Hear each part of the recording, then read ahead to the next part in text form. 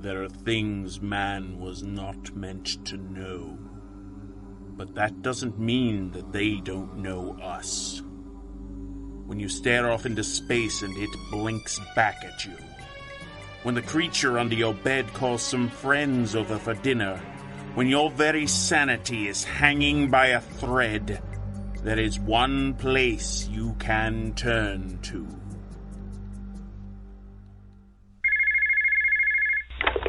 Lovecraft's detective agency, if you're sane enough to ask, you probably don't need our help.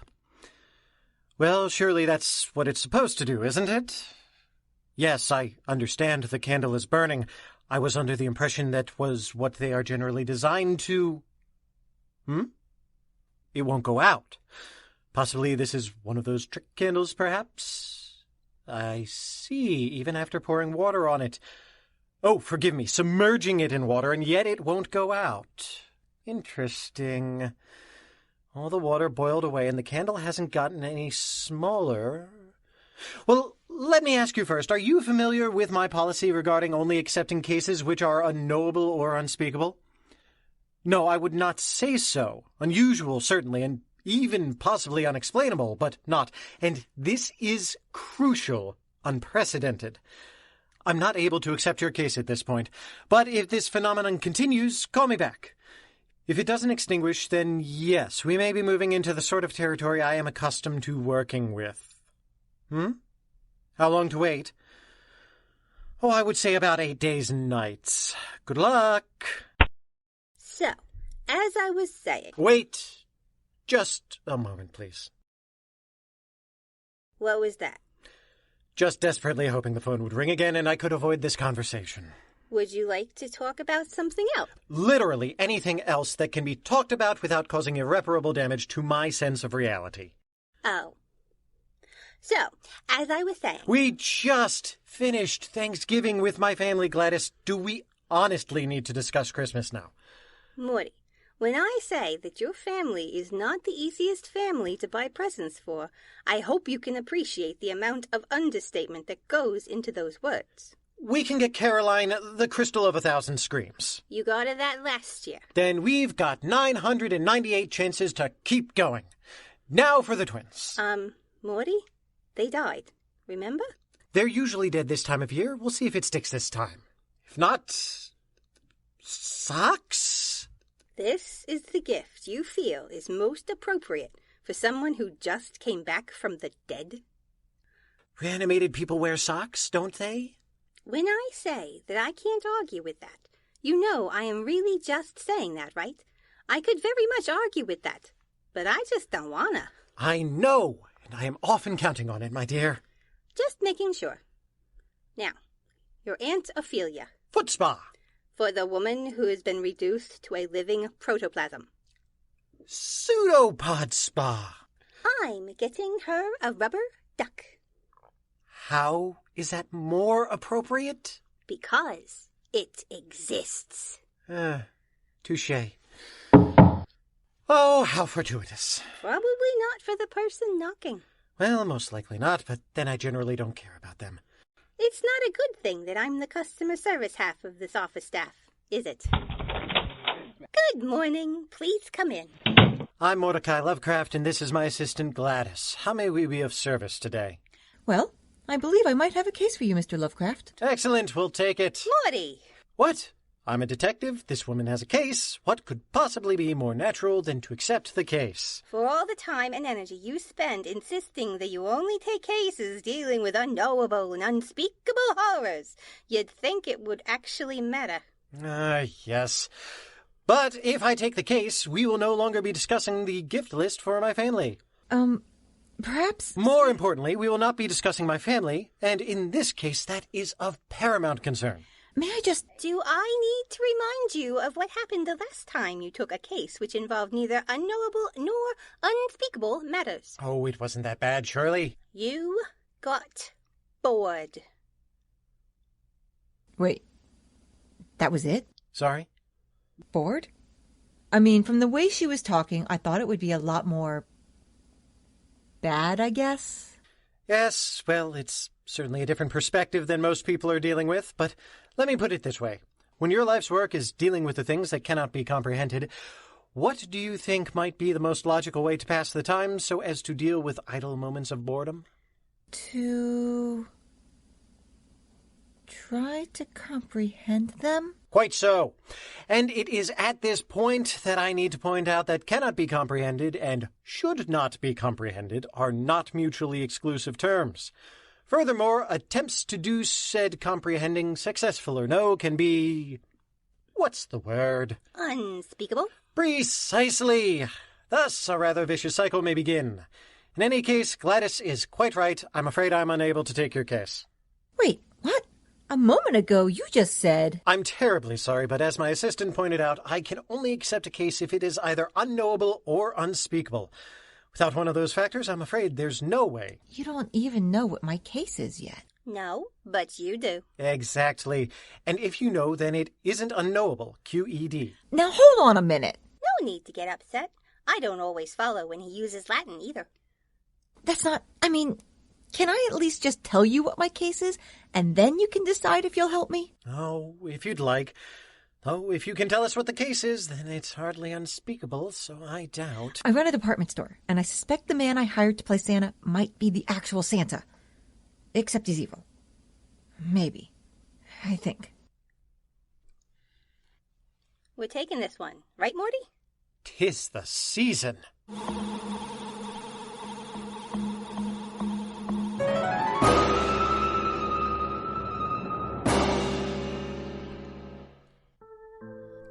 Okay!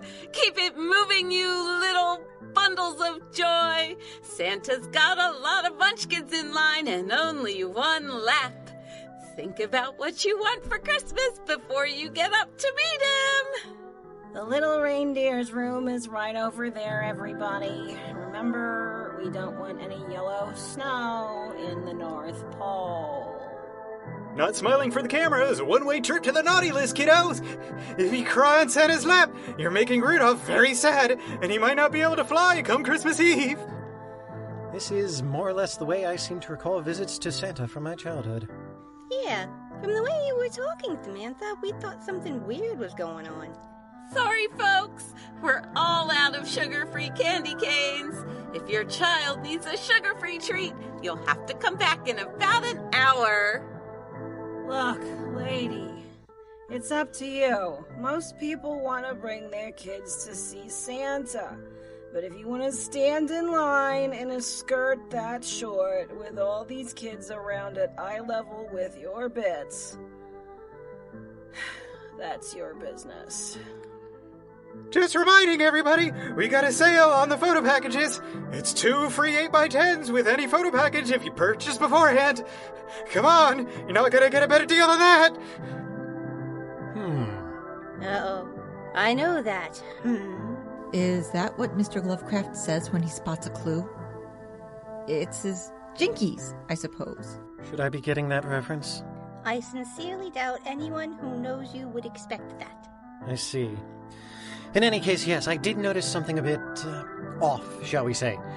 Forgive me if I'm taking the holly out of the jolly here, but as I understand it, the overall purpose of these visits to Santa at the store is to sell photographs of the event at a spectacular markup. Am I more or less right about that? More than less, but please don't say that out loud too often. Why not? This is one of those truths universally acknowledged, but that nobody talks about because what kind of monster would not want a picture of their child with Santa? That is delightfully insidious. I'm impressed. And because everybody wants these photos, you can effectively charge whatever fee you like for them. The only limiting factor is that you can't charge exorbitantly more than other stores who are already charging an arm and a leg for these photos. Even then, we have some leeway. If a parent says they're going to a different store down the street to get their child's picture taken, it does raise the awkward question of how Santa could be in 2 places at once. But again, this is a rather public venue for this discussion. If you're really concerned about your bottom line, we're gonna have some bad news for you at the time of billing. Here's what I'm not understanding. If, as we've established, you can charge whatever you like for these photos, then why in Kris Kringle's name would you even consider having a sale on them? The main point behind the sale is to have the photographs purchased before the parents can get a look at them. We've been having issues. Do tell.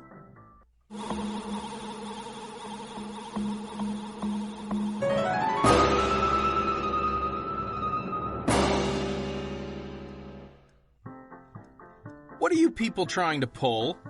Sorry, sir. No refunds if you don't like the photo. That's the whole point behind pre-purchasing. Yeah, but this isn't even my son. That's your son over there in the red shirt with the fire trucks on it. Yeah, but... So you're saying we took a picture of a different kid wearing that exact same shirt, even though there are no other kids wearing that shirt anywhere near here who also has the same haircut, pants, and shoes, and then just held on to that picture until you happened to show up. This is not my son. My son does not look demonic. Shut up. His eyes aren't pitch black. He has an upper lip, not just a skeletal grin, and... What are these supposed to be, fangs?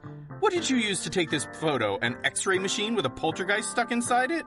Aw, I remember Montreal. I'm not paying for these. It's my understanding that you already have. Nevertheless, to expedite our investigation, I would like to see those pictures more closely. If you promise not to breathe a word of this to any other customer, we will offer you a full refund for your purchase. We will? Either that, or I buy the photos from this man and put the expense on my bill to you. This seemed like a simpler solution. Deal. Thank you. And to be clear, that is your son over there. Yeah. Gladys, you saw the boy. I did. Here's your money back. Now go. Please. Don't have to tell me twice. Was that really necessary? I should say so. I don't suppose you have any experience with seeing auras, do you? Hard? No. If you could, you wouldn't have needed to hire us.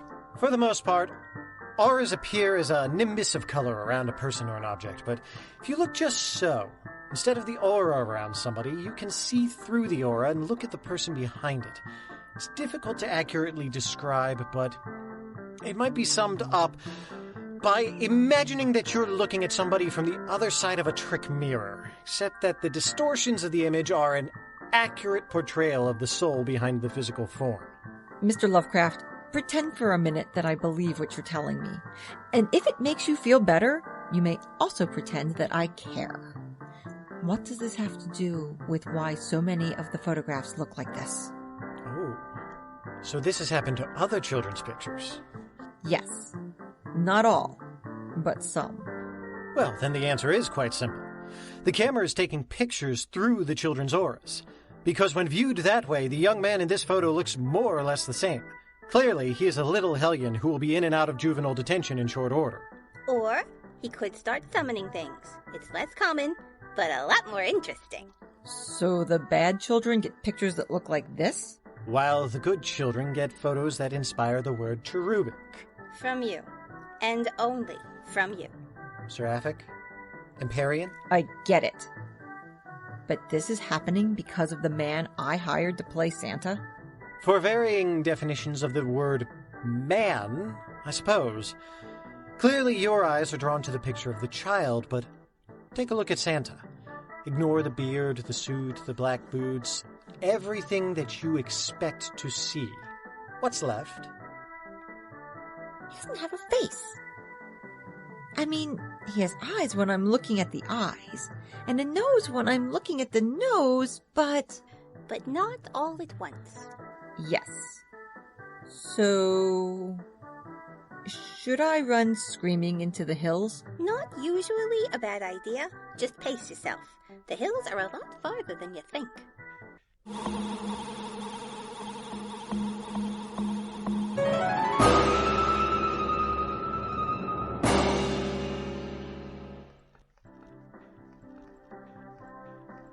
And what would you like for Christmas, little one? I want a microphone. Microscope, honey. Oh, I want a microscope. She's really into science. Is that so? Oh, yeah. She's a little genius. So that's what you want for Christmas? Sure. And have you been a good little girl? Oh, yeah. Even though you just lied to Santa. Wait, what? You don't want a microscope, do you? No. I want a Zombie Slayer 5000 air rifle with a target heads that throw goop everywhere like Jacob has. Wait, Jacob, the little hooligan down the street? It's so cool! You can fill them with cherry pie filling, and it blows up everywhere, and then the squirrels come and eat their faces. Please, Santa, can I have it? No. You lied to Santa. You said you wanted a microscope. That puts you on the naughty list. I'm naughty? That's right. No toys for you. Merry Christmas. Daddy! That was either horrible or a return to the true spirit of the holiday. I'm not sure which. Column A, column B. Not to oversimplify this to the point of losing the job for myself, but have you tried just firing this individual? Oh, I fired him days ago. But he won't leave that seat. He doesn't get up to pee, he doesn't go anywhere for lunch, and he doesn't even go home at night. Security can't escort him out? It's not great optics to have security men evict Santa from the premises. But even after the store is closed, it hasn't worked out. He put your security men on the naughty list, didn't he? 5 grown men reduced to tears for an hour straight. One of them was an ex-Marine. Interesting. So, I have an evil Santa here, right? No, whatever this being is, it definitely isn't Santa Claus. Then what is it? No idea. What? Don't look at me. I prefer Boxing Day. If you don't know what this being is... Then that is par for the course. It is an unknowable horror which has taken on the role of Santa Claus for reasons of its own. So, how do you get rid of it? There's some arcane techniques we can try, sort of catch-all type banishments, but I think I'd rather try the lazy option. May I borrow your pen? Probably on the naughty list myself, but there's still a non-zero chance this will work.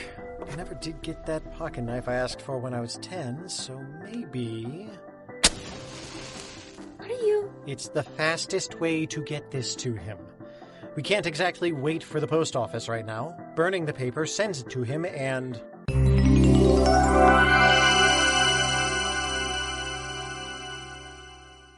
Ho, ho, ho! Ho, ho, ho? Ho, ho, ho! Oh, I'm sorry. Didn't realize I was stepping on your toes. My bad.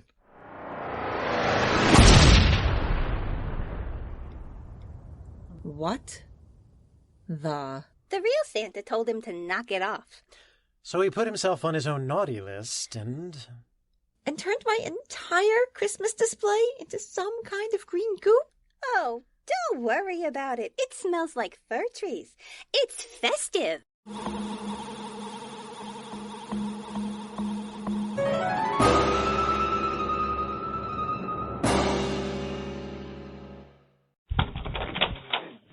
Hello, pets. Hiya! Again with the hugging. Still interesting. Slightly worrying. So overall on brand. Hello, Gladys. Angelique, always a pleasure to see you. I should hope so, Mordecai. To what do we owe this good fortune? I was hoping to be able to join you two for Christmas dinner, but I'm afraid I've had to make other arrangements. I've got an assignment on the winter solstice, and I can't imagine I'll get back in time, so I'm here to drop off your Christmas gifts a little early. You bought us Christmas presents? Bought implies paid for, but I have Christmas presents for you. Let's leave it at that.